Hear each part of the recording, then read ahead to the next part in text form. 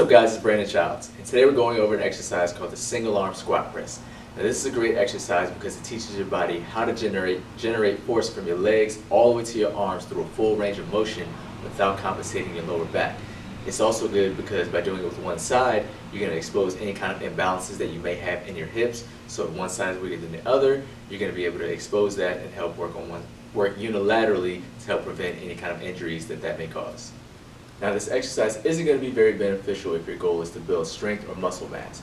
This is because if you're trying to build up strength in your legs, you're going to have to lift a lot more weight than your arms can handle.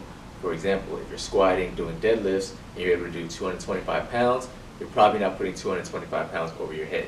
Same goes with the arms. If you want to build up arm strength, you don't want to be generating force from your legs because then your arms are just going along for the ride and they're not really doing any kind of force production themselves.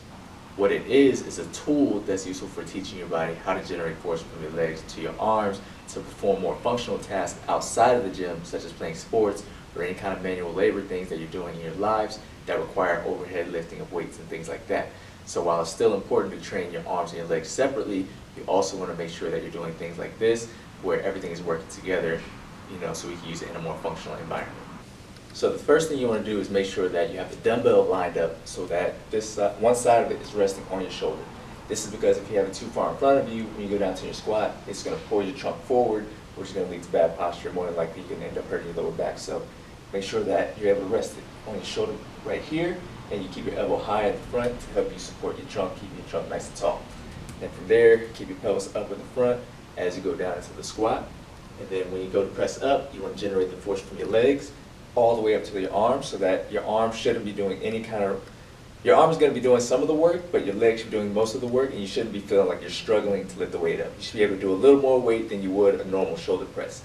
The other thing that you'll notice too is when you go down to press up and you get up here, more than likely you're going to want to push this hip out and lean over to the side.